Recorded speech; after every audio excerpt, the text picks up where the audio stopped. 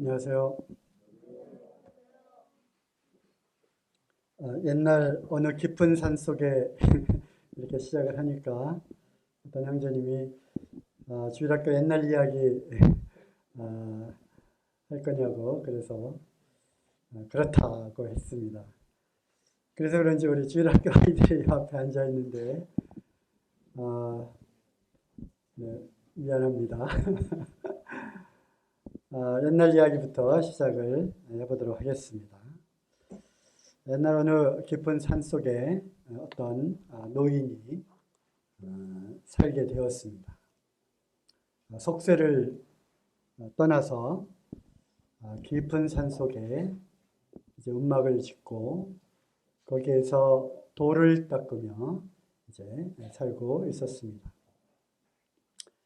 그러던 어느 날 인적이 드문 산속임에도 불구하고 사람들의 비명 소리와 함께 사나운 늑대의 울음소리가 울렸습니다. 사람이 살지 않는 그러한 곳이었기 때문에 또 짐승의 울음소리가 들려서 이제 그곳으로 황급히 달려갔습니다. 늑대들이 물어뜯고 남은 시체가 있었고요. 옷은 갈기갈기 찢겨져 있었습니다. 그때 어디선가 아기 울음소리가 났어요.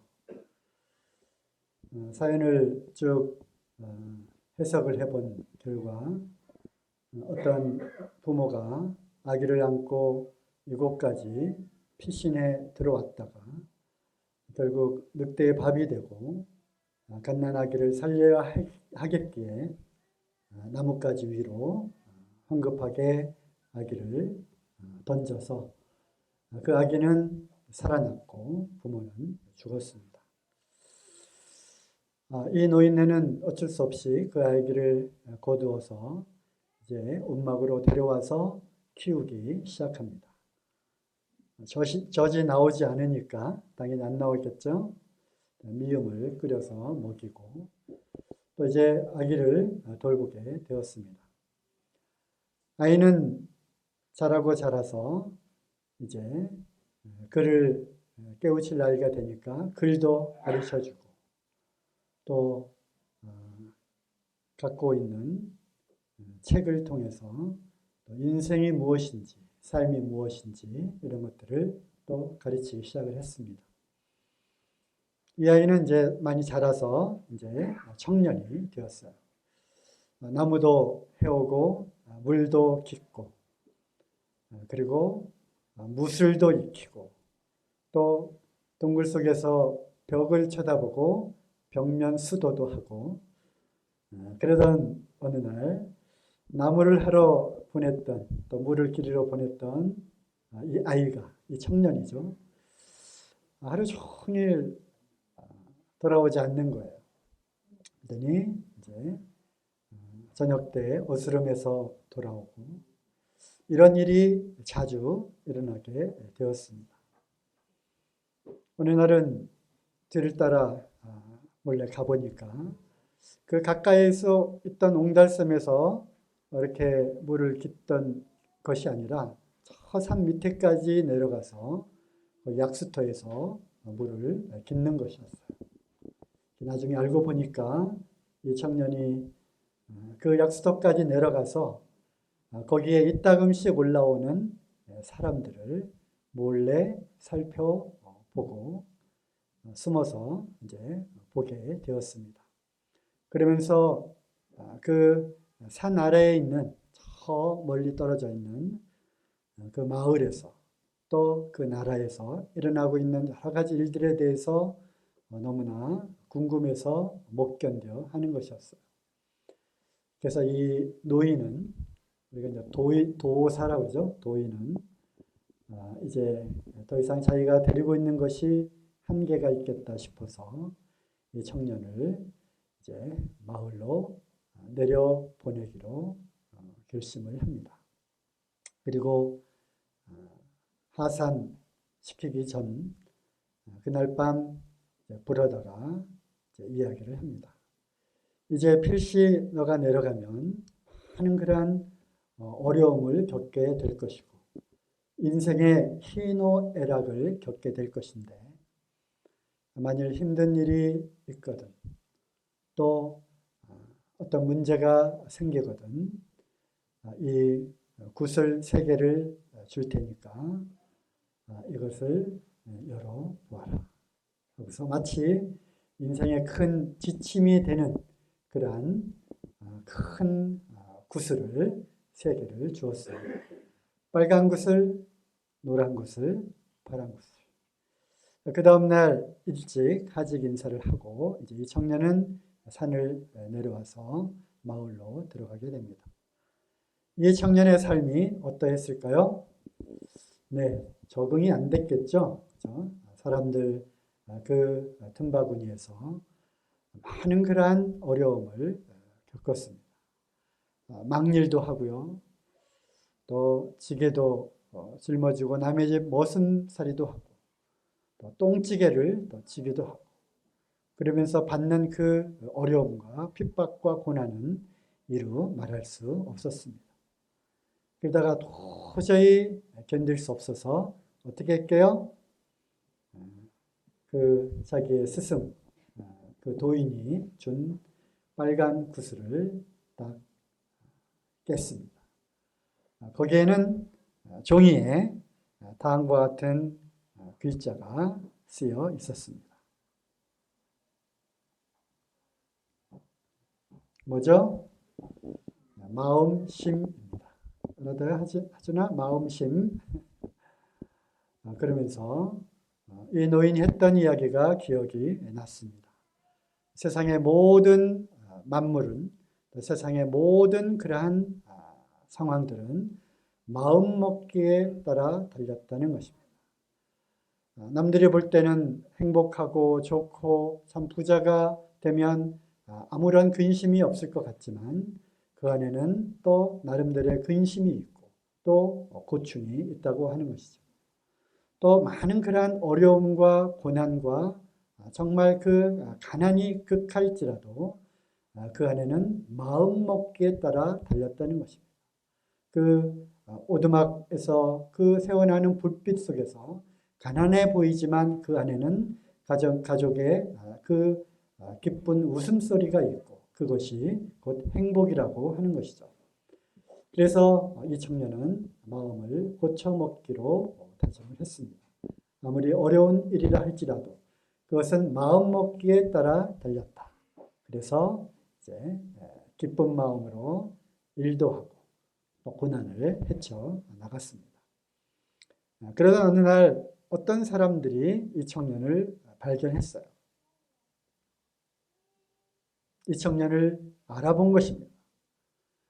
사실 그 늑대밥이 되어버린 그 부모의 그 옷가지를 정리를 했는데 거기에는 아주 귀한 그러한 팔찌가 있었어요. 그래서 이 노인이 그것을 아기와 함께 가지고 왔다가 그 하산을 할 때 이 팔에다가 팔찌를 끼워 준 것입니다. 그런데 그것을 알아보고 사실은 그 당시 상황은 굉장히 그 임금의 그 폭정에 의해서 민심이 굉장히 흉흉했고 또 반란이 곳곳에서 일어났던 그러한 상황이었어요. 그리고 이 부모는 바로 이 임금을 몰아내려고 하는 그 상황에서는 반역이었지만 역적이었지만 또 이 선량한 민중들의 입장에서는 의적이었던 거죠. 의로운 사람이었어요. 나중에 그 구테타가 민중 반란이 성공을 하게 되고 임금은 쫓겨나고 새로운 왕조가 들어오게 된 것입니다. 그것을 이제 알아본 그 사람들이 옛날에 자기들을 이끌어줬던 그 리더, 부모의 아들이었다고 하는 것을 알아내고 이제 불러다가 벼슬도 주고 관직도 주고 또 결혼도 시키고 해서 이 청년의 인생이 피게 되었습니다. 돈도 많이 생기고 결혼도 하고 자녀들도 생기고 이제 많은 그러한 부와 명예를 얻게 되었습니다. 그것이 행복인 줄 알았는데 어느 날 문득 자기에게는 아무런 불편함이 없었던 뭔가 그 부족함이 없었던 하지만 마음속에 그 허전한 것이 있었어요. 그래서 노인이 말했던 것이 생각이 났습니다.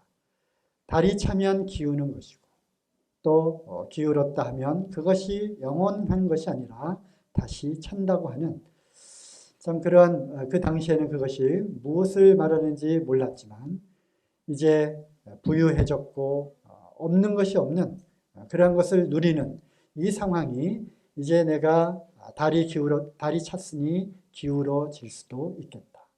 어쩌면 이것이 내 인생의 가장 최고점에 올라온 것이고 이제는 내리막만 있게 되지 않을까. 그러면서 갑자기 두려워지기 시작했어요. 그러면서 뭔가 그 도인이 알려준 뭔가 그 인생의 갈림길에서 어려움 가운데서 나에게 방향을 제시해 줄 그 해답이 있지 않을까 해서 무슨 색? 노란색 구슬을 깨기로 결심을 하였습니다. 노란색 구슬을 딱 깨니까 역시 한 글자의 단어가 종이에 쓰여져서 나왔습니다. 뭘까요? 뭡니까? 선할 선입니다. 선을 베풀며 사는 그런 삶에 대해서 이야기를 해주고 싶었던 것 같습니다. 그래서 이거다.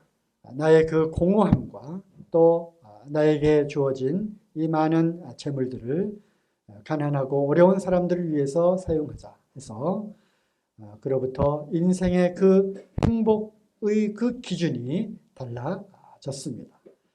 그리고 이제 나누어주고 베풀고 거두어드리고 하는 이런 삶을 통해서 이제 그의 삶은 기울어지지 않고 그 풍성한 것을 계속 유지하는 그러한 인생의 참 기쁨을 맛보게 되었습니다. 어느덧 세월이 흘러 이 사람이 이제 노인이 되었습니다. 죽을 때가 되었습니다. 스라의 많은 자녀들을 낳았고 손주들과 증손들까지 이제 보게 되었습니다. 그래서 이제 5, 60명의 그런 자녀들을 다 모아놓고 유언을 하게 되죠. 마지막으로 내가 정말 인생의 고비고비마다 열어보고자 했던 이 마지막 이 구슬을 유언처럼 자녀들과 손주들이 보는 앞에서 이것을 열어보고 싶었던 것이죠. 그리고 자기의 인생 이야기를 쭉 하면서 유언을 하게 됩니다. 그리고 마지막으로 이 구슬, 무슨 색깔이게요? 파란 색깔 구슬을 깨게 됩니다. 뭐라고 써 있을까요? 네, 빌공입니다. 공술의 공수고. 노인이 했던 말이 기억이 났습니다. 인생은 다 헛되고 헛되니 헛되고 헛되서다. 성경 말씀이 인용된 건 아니고요. 빈손으로 왔다가 빈손으로 돌아갈 수밖에 없는 인생의 어떤 허무함, 그리고 뭔가를 그냥 부지런히 쫓으면서 살아왔던 그 인생의 어떤 가치 없는 그러한 삶, 끝까지 부여잡고 긁어 모으려고 하는 아둥바둥하는 그러한 삶에 대해서 결국 이 모든 것을 다 두고 가야 한다고 하는 그러한 것을 또 교훈을 해주고 싶었던 것 같습니다. 재미있었나요? 제가 옛날 이야기를 잘 이렇게 못합니다. 같은 이야기라도 이렇게 못하는데 어쨌든 오늘 서론을 들어가면서 제가 오늘 드릴 말씀은 교회를 새롭게 6번째 시간으로 주제는 성령의 하나 되게 하신 것을 힘써 지키라입니다. 언젠가 이제 다음 세대들이 일어나서 교회의 주인이 되고 또 교회를 운영하고 경영하고 또 인도해가는 그러한 상황이 되면 이제 언젠가 교회를 새롭게 시리즈 제가 10개 내지는 12개를 지금 생각하고 있는데요. 이것을 다시 펼쳐보게 될 날이 오지 않을까.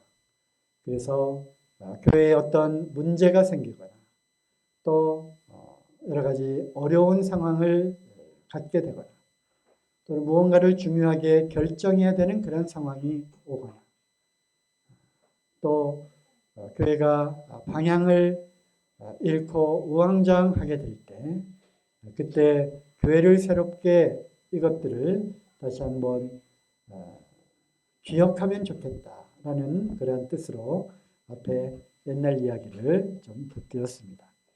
성령의 하나 되게 하신 것을 힘써 지키라 입니다.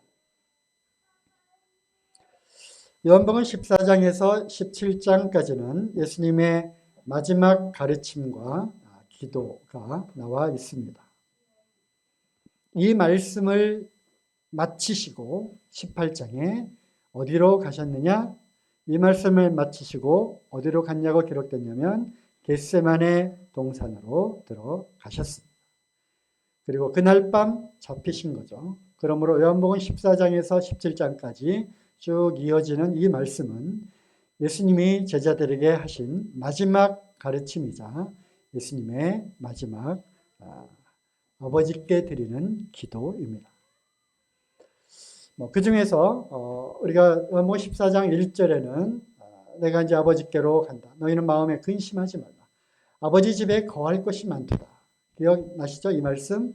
그렇게 14장 1절이 시작이 됩니다. 그러므로 14장은 너에게 새로운 계명을 주겠다. 내가 너희를 사랑한 것 같이 너희도 서로 사랑하라라고 하는 놀라운 가르침을 이렇게 주십니다. 요한복음 15장은 어떻게 시작하죠? 나는 포도나무여 너희는 가지다. 포도나무, 그 가지가 포도나무에 붙어 있으면 저절로 열매를 맺는다고 말씀하시고 열매를 맺지 않는 가지마다 불태워진다고 하는 것입니다. 그럼 우리는 예수 그리스도 그리고 예수 그리스도의 몸된 교회 안에 우리는 든든하게 뿌리를 내리고 붙어 있어야 하는 것입니다. 그러하면 내 이름으로 구하는 모든 것을 내가 시행하겠다라고 약속을 해 주십니다.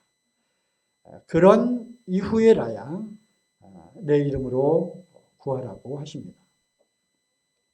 그리고 요한복음 16장, 물론 14장부터 쭉 이어지는 이 말씀 중간중간에 보혜사 성령, 진리의 영, 또 생수에 넘치도록 그 충만한 그 영을 보내주실 것이다 라고 하는 그 말씀이 함께 있는 것으로 보아서 이러한 가르침을 우리가 행하게 될 때 주님이 보내주신 성령님께서 도우시고 인도하신다라고 하는 것이 또 거기에 쭉 포함이 되어 있습니다. 요한복음 16장 33절에는 너희는 담대하라. 내가 세상을 이기었노라. 이런 말씀을 또 주십니다. 그래서 이제 이들을, 즉 제자들을 이 땅에 두고 마지막으로 이제 떠나가야 되는 그러한 주님의 그러한 애틋한 마음이죠. 나는 이제 떠나가지만 지혜의 성령이 이제 오셔서 너희를 도와줄 것이다. 그리고 담대하라. 내가 세상을 이기었기 때문에 세상에서 너희가 환난을 당하게 되지만 근심하지 말고 담대할 것을 또 가르쳐 주십니다.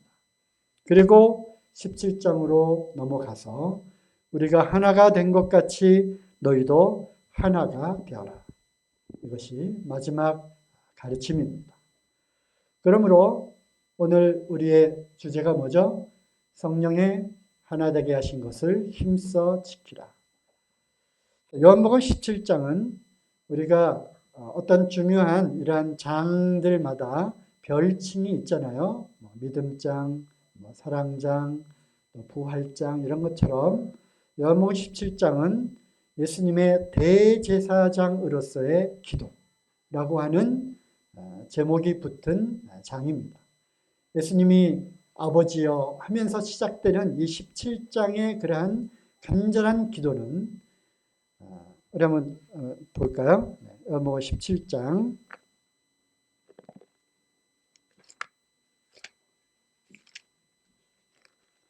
전체를 다 읽어보면 좋겠지만요. 14장 1절 예수께서 이 말씀을 하시고 눈을 들어 하늘을 우러러 가라사대 아버지여 때가 이르렀사오니 아들을 영화롭게 하사 아들로 아버지를 영화롭게 하여 주옵소서. 아버지께서 아들에게 주신 모든 자에게 영생을 주게 하시려고 만민을 다스리는 권세를 아들에게 주셨음이로소이다. 영생은 곧 유일하신 참 하나님과 그의 보내신 자 예수 그리스도를 아는 것입니다. 그러면서 이제 내가 이제 떠나가는데 이들을 이 세상 가운데 놓고 갑니다. 아버지여 빕니다. 기도합니다. 하면서 하시는 말씀이죠. 특별히 11절 보겠습니다. 나는 세상에 더 있지 아니하오나 저희는 세상에 있사옵고 나는 아버지께로 가옵나니 거룩하신 아버지여 하면서 이 장면이 비주얼 뭔가 그 영상으로 이렇게 그려지지 않습니까? 그죠? 우리가 영화에도 이런 장면들이 좀 나오잖아요. 그래서 정말 간절히 무릎을 꿇고 하늘을 향해서 무릎 꿇고 두 팔을 벌려 아버지께 간절히 기도하는 모습을 연상하시면 되고요. 거룩하신 아버지여 내게 주신 아버지의 이름으로 저희를 보전하사 우리와 같이 저희도 하나가 되게 하옵소서. 그 간절한 기도의 그 핵심이 무엇이냐? 하나가 되게 하십시오. 해 주십시오.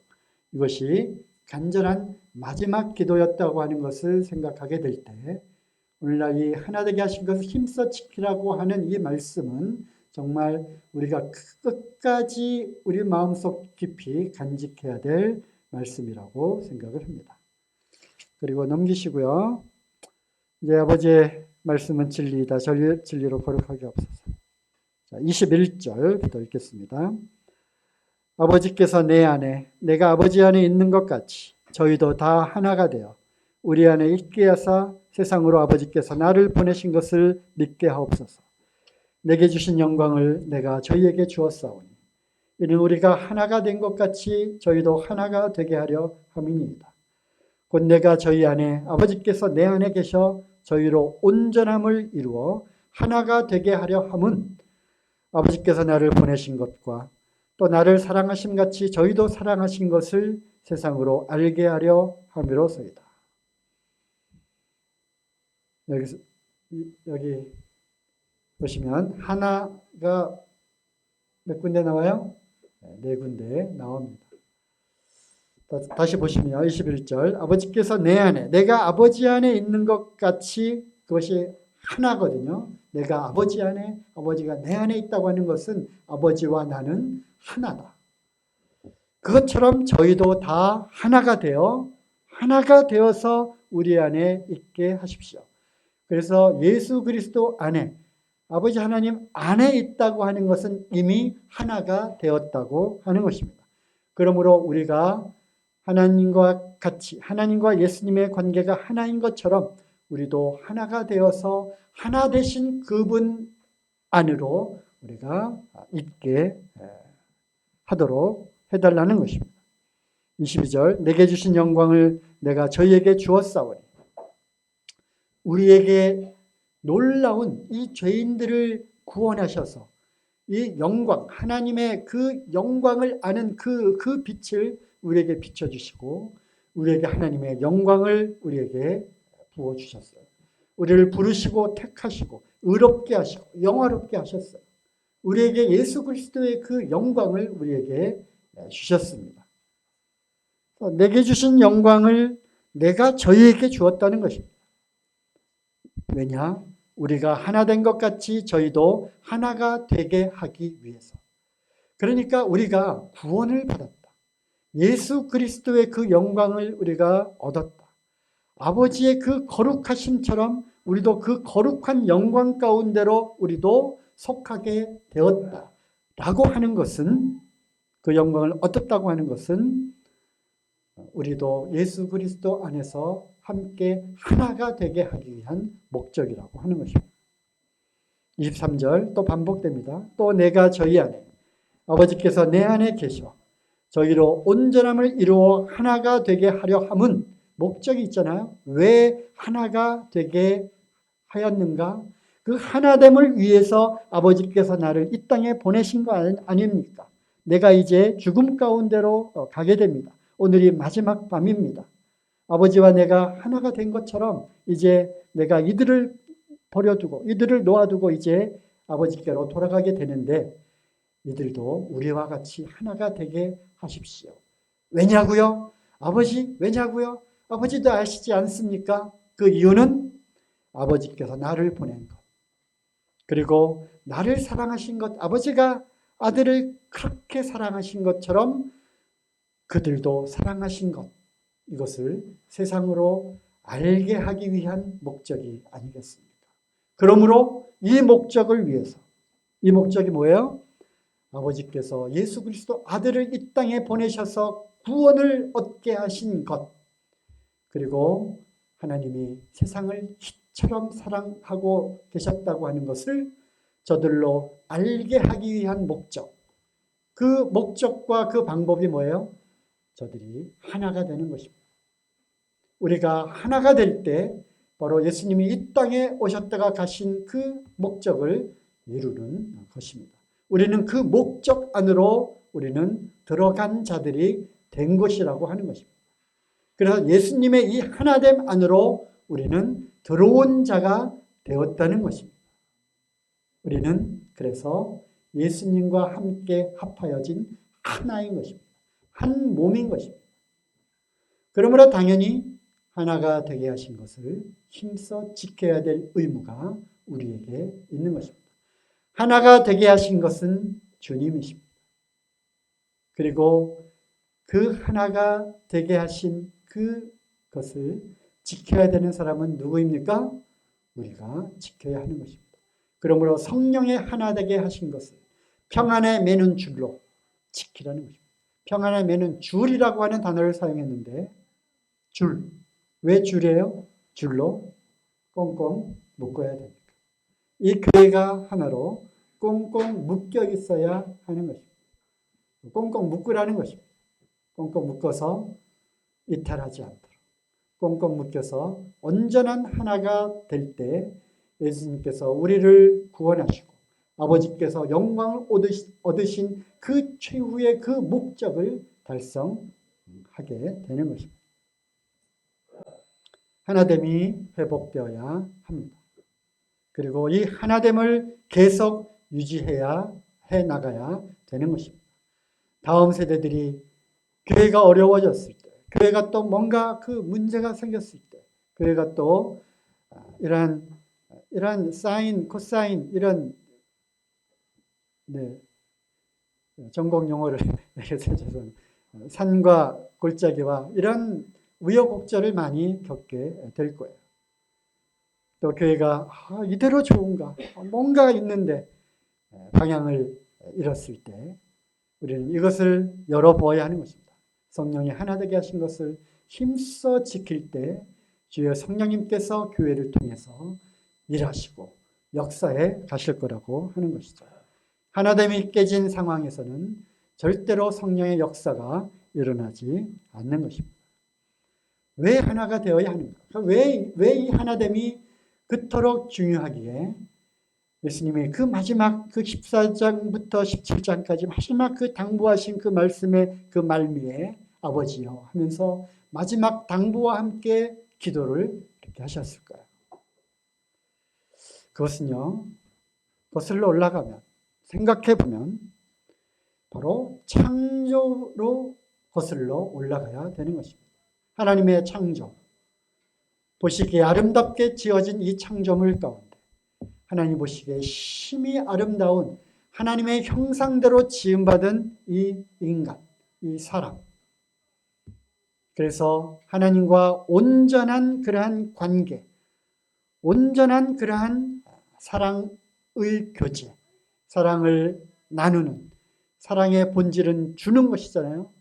주는 그러한 관계 안에서 하나님과 하나님의 형상대로 지음받은 그 사람이 하나였습니다. 관계가 하나였어요. 관계가. 그런데 죄가 들어오게 되었고요. 물론 사단으로 말미암아 이제 꼬임에 빠지게 되었고 반역, 불순종을 하게 된 것입니다. 반역의 결과 죄가 들어오게 되었고요. 죄로 말미암아 쫓겨나게 되었습니다. 쫓겨났습니다. 칠낙원을 한 거죠. 낙원을 잃어버렸어요. 그리고 중요한 건 뭡니까? 하나님과의 관계가 단절된 것입니다. 즉 하나됨이 깨어진 것입니다. 바로 이 하나됨이 깨어진 이 관계의 회복을 위해서 다시금 새로운 생명으로 이들을 구원하고 다시금 하나님과 하나 되게 하기 위한 그 목적으로 아들 독생자 예수 그리스도께서 이제 이 땅에 오게 된 것이죠. 그러므로 우리는 사단이 원하는 것을 알아야 됩니다. 사단이 원하는 것은 결국 하나님과의 분리예요. 그것은 그때나 지금이나 마찬가지입니다. 하나님과 떨어뜨리는 겁니다. 하나님으로부터 떨어지면 자연히 그 사이에 자기가 개입할 수 있게 되는 거예요. 그리고 하나님께만 경배 드려야 되는 그 사람들이 그 가운데 사단이 그 자리를 깨어차고 사람들로부터 경배를 받음으로 하나님의 자리에 올라가고자 하는 그런 사단이 지금도 간절히 원하고 있는 거예요. 그래서 어떻게 하면 이 하나님과 사람들을 분리시킬까? 그리고 관계의 파괴입니다. 하나님과 사람, 그로 말미암아 들어온 죄의 속성들로 인해서 사람과 사람 사이의 관계도 여지없이 파괴가 된 것입니다. 그러므로 우리가 이 옛사람의 본질을 갖고 태어났기 때문에 우리가 거듭난 이후에도 사람과 사람 사이에 이 하나가 된 이 관계가 다시 회복되는 것이 굉장히 어렵다고 하는 것입니다. 이것은 온전히 성령에 의해서만 그리고 주님에 의해서만 회복이 가능해지는 것이죠. 우리의 이 옛사람의 그 속성 가지고서는 이거는 그 깨어진 관계가 회복될 수 없는 것입니다. 어쨌든 사단이 원하는 것은 이러한 관계와 관계의 파괴인 것이죠. 하나됨이 깨어지도록 하는 것이 사단의 전략입니다. 그러므로 교회에도 사단이 들어옵니다. 가정에도 사단이 들어옵니다. 어찌됐든 이 하나됨을 깨야지만 분리가 되어야지만 그 분리는 결국 관계가 깨어지는 것이고 그것은 하나됨이 깨지는 것이고 그것은 하나님으로부터 멀어진다는 것을 누구보다도 사단이 알기 때문에 그 하나됨을 깨는 이러한 작업을 호시탐탐 노리고 있다고 하는 것입니다.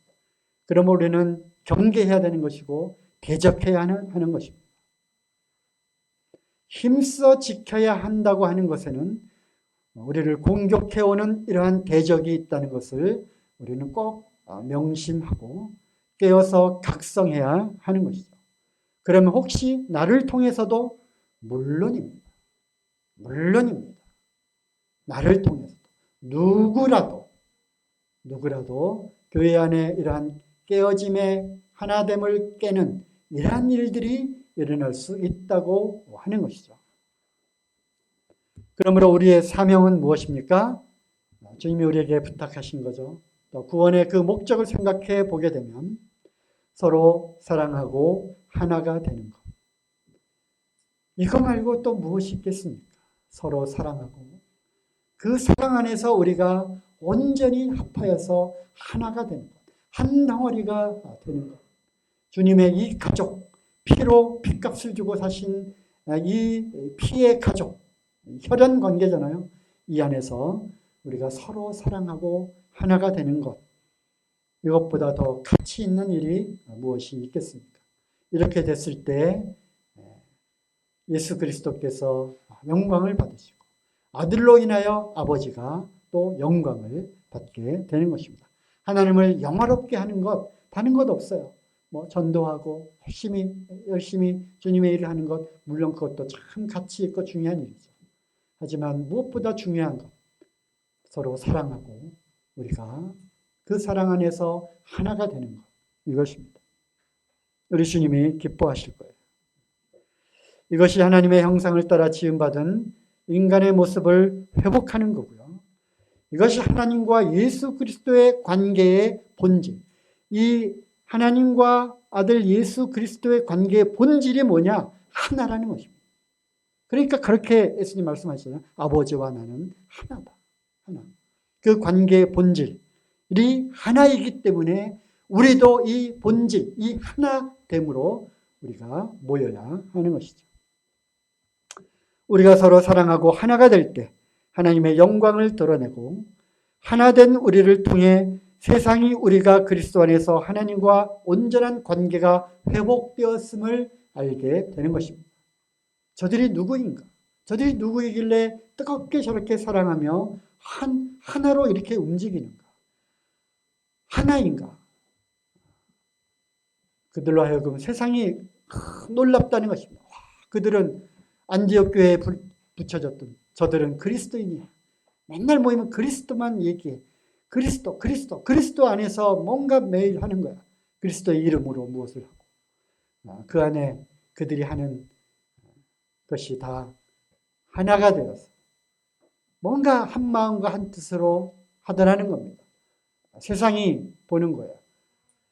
그렇게 될새 하나님이 영광을 받으시는 겁니다.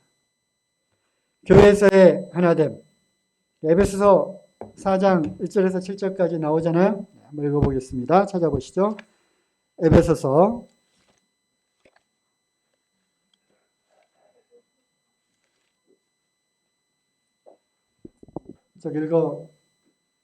읽어가면서 하나가 몇 개 나오는지 우리 지학교 아이들 잘 찾아봐요. 그러므로 주 안에서 갇힌 내가 너희를 권하노니 너희가 부르심을 입은 부름에 합당하게 행하여 모든 겸손과 온유로 하고 오래 참음으로 사랑 가운데서 서로 용납하고 평안에 매는 줄로 성령의 하나 되게 하신 것을 힘써 지키라. 몸이 하나요 성령이 하나이니 이와 같이 너희가 부르심의 한 소망 안에서 부르심을 입었느니라. 주도 하나이요 믿음도 하나이요 세례도 하나이요 하나님도 하나이시니 곧 만유의 아버지시라. 만유에 계시고 만유를 통일하시고 만유 가운데 계시도다. 우리 각 사람에게 그리스도의 선물의 분량대로 은혜를 주셨나니. 네, 여기까지. 하나가 몇 개 나와요? 됐어? 지호가 몇 번 나와? 7번? 네. 몸이 하나고요. 성령님이 하나고요. 부르심의 소망도 하나고요. 주님도 한 분이시고 우리의 믿음도 하나고 세례 곧 침례도 하나고요. 하나님도 한 분이십니다. 그러므로 우리에게 주신 은사와 그 지체의 역할은 각각 다 다를지라도 우리는 한 몸이라고 하는 것입니다. 성령님도 한 분이시죠. 우리가 갖고 있는 소망도 하나고요. 당연히 예수 그리스도 구원하신 분도 한 분이시고 우리가 믿는 그 믿음의 도리 그것도 하나입니다. 다른 복음, 다른 믿음은 없습니다. 그리스도 안에서 죽고 살아난 이 구원 이것도 하나입니다. 침례가 하나인 것입니다. 하나님도 한 분이시죠. 그러므로 교회 안에서의 하나됨 이것은 우리가 당연한 것입니다. 교회는 곧 그리스도 예수 안에서 하나님과 하나가 된 자들입니다. 그러므로 달리 표현하면 우리가 구원을 받았다. 우리가 교회의 지체가 되었다. 라는 것은 그리스도 안에서 하나님과 하나가 된 자들의 무리 가운데 들어오게 되었다는 것입니다. 우리의 소망이 하나죠. 우리의 믿음도 하나죠. 그죠? 우리의 침례도 하나죠. 네. 우리가 믿는 주님도 한 분이시죠. 성령도 하나죠. 하나님도 한 분이시죠. 네, 그렇습니다. 다음 세대가 정말 기대가 됩니다. 빨간 구슬, 노란 구슬, 파란 구슬을 이렇게 파일을 열어서, 여기서는 파일이죠. 파일을 열어서 이제 20년, 30년 후에 지금은 세상을 떠난 전석희 형제님의 옛날 그 빨간 구슬, 노란 구슬, 파란 구슬이 생각나는데 뭐였지? 하고서 파일을 열어보니 성령이 하나 되게 하신 것을 힘써 지키라는 말씀이었구나. 그렇다 하고서 다시 한번 깨닫게 되는 날이 올 거예요. 민규야, 그렇지? 네.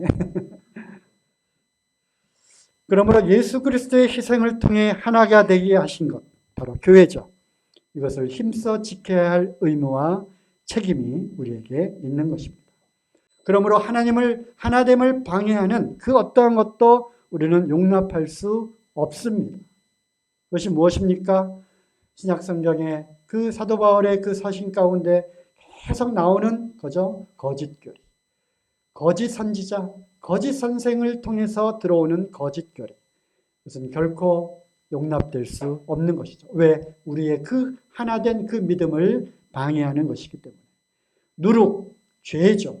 이것이 들어오면 급속하게 퍼지는 것입니다. 우리의 이 거룩함, 한 몸, 이것을 망가뜨리는 것입니다.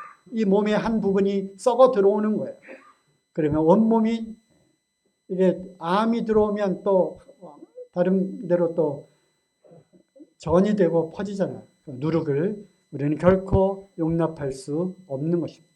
이것은 베어버려야 하는 것이죠.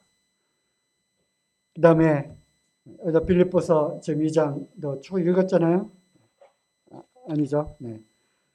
에베소 4장도 교만과 허영과 다툼과 거역과 거짓과 또 마음의 강팍함, 그 다음에 회방, 아가서 2장 15절에 포도원을 허는 작은 여우를 잡으라는 것입니다. 비유적인 말씀이죠. 이 포도원을 작은 여우 한 마리가 들어와서 막 이렇게 다니면서 그 포도나무 묘목을 막 해치는 거예요. 그러면 열매를 맺기는 거예요. 포도나무가 자라지 못하고 묘목을 다 해치니까. 그래서 포도원을 허는 작은 여우가 있다고 하는 것입니다. 용서하지 못하는 것. 빌립보서 2장 나와요. 한 무리에서 나뉘는 것. 잠언 18장 11절. 무리 가운데서 스스로 나뉘는 자는 자기 소욕을 따르는 자니 참 지혜를 배척하느니라. 이런 말씀이 있어요. 무리 가운데에서 스스로 나뉘고자 하는 자는 자기 욕심을 따라 행하는 거예요. 그러면서 정말 참 지혜가 어디에 있는지를 모르고 그것을 거절하고 배척한다고 하는 거죠. 한 무리에서 나뉘는 것, 갈라지는 것, 이러한 것들이 하나됨을 방해하는 것들입니다. 광야에서 이스라엘 백성들을 통해서 우리는 교훈을 받습니다. 그들이 한 무리 가운데 한 무리로 백성들을 구원해냈어요. 거기에는 고린도서 10장에 나오잖아요. 다 같이 구름 아래에 있었고 다 같이 그 물을 육지처럼 건넜고 다 같이 신령한 하늘에 내려온 음식을 먹었고 다 같이 반석을 깨고 신령한 물을 마셨으니 그 반석은 곧 그리스도라. 다 같이. 그러나 하나님이 그들 다수를 인정하지 않으셨어요. 많은 사람들이 불순종하고 또 지도력에 또 거역하고 또 우상을 금송아지를 섬기고 또 모압 땅에서 음행하고 이러한 많은 사건들을 통해서 그들이 결국 그 하나됨에서 이탈되고 하나됨이 그 깨어지는 그러한 과정들이 있었어요. 하지만 그들이 비록 광야에서 쓰러지고 그들이 광야에 무덤을 쌓고 거기에 묻혔을지라도 결국 그들이 한 무리가 되어서 가나안을 향해서 또박또박 걸어가고 있는 이 장면들을 그려보면 참 감동이 되고 뭉클해지는 것입니다. 어쨌든 목자 안에서 우리가 한 무리가 되어서 이렇게 수십 년을 같이 동행하고 가야 하는 것입니다. 가정에서도 마찬가지죠. 사람이 부모를 떠나 그 아내와 합하여 그 둘이 한 육체가 될지니 한 주님을 모시고 산다면 가정은 마땅히 하나가 되어야 하는 것입니다. 남편과 아내가 한 몸뿐만 아니라 한 마음이 되어야 하고요. 또 주님을 주님으로 모신 그 가정에서는 가족의 모든 그러한 식구들이 주님 안에서 주님으로 인하여 하나가 되어야 하는 것입니다. 하나가 된다는 것은 사도행전 4장 32절 초대교회잖아요. 믿는 무리가 한 마음과 한 뜻이 되어 전도하고요. 모여서 기도하고요. 모여서 같이 떡을 떼고요. 또 모여서 뭐 했어요? 또 교제하고요. 모여서 또 구제하고요. 이런 모든 일들의 한 마음과 한 뜻이 되었다고 하는 것입니다. 빌립보서 2장 2절 마음을 같이하여 같은 사랑을 가지고 뜻을 합하여 한 마음을 품으라는 겁니다. 그러므로 이어지죠. 너희 안에 이 마음을 품으라. 곧 그리스도 예수의 마음입니다. 그래서 한 마음과 한 뜻을 품으라는 것입니다. 마음을 합하라는 것입니다. 그 마음이 어떤 마음이냐? 그 뜻이 어떤 뜻이냐? 우리 주님의 마음, 주님의 뜻으로 합하는 것입니다. 내 생각, 내 마음을 버리라는 것이죠. 고린도서 1장 10절 형제들아 내가 우리 주 예수 그리스도의 이름으로 너희를 권하노니 다 같은 말을 하고 말이 같아야 됩니다. 너희 가운데 분쟁이 없이 같은 마음과 같은 뜻으로 온전히 합하라. 것입니다. 어떻게 합하라고요? 같은 마음과 같은 뜻으로 온전히 합하라. 따라해 보겠습니다. 시작. 같은 마음과 같은 뜻으로 온전히 합하라. 그래서 우리의 것들을 다 내려놓고 하나 되게 하신 것을 힘써 지켜 나가시기 바랍니다. 여기에 중요한 게 하나 빠졌죠? 뭡니까? 뭐가 빠졌어요? 성령의 하나 되게 하신 것. 우리를 구원의 길로 인도하신 것. 예수 그리스도를 알게 하신 것. 하나님을 알게 하신 것. 복음을 믿도록 허락받은 것. 성령의 역사인 것입니다. 우리가 성령의 인도하심을 따라 살아가게 될 때 교회 안에서도 교회의 주인 되신 그 주님을 따르도록 인도하는 분은 바로 성령님이십니다. 이 성령께서 하나 되게 하신 것, 힘써 지켜야 될 사람은 우리입니다. 하나님이 하시는 일, 그리고 우리가 해야 될 이 둘이 온전히 맞아떨어질 때 좀 교회가 하나가 되어서 주님의 영광을 위해서 섬기고 드려지는 그런 교회가 되리라고 생각을 합니다.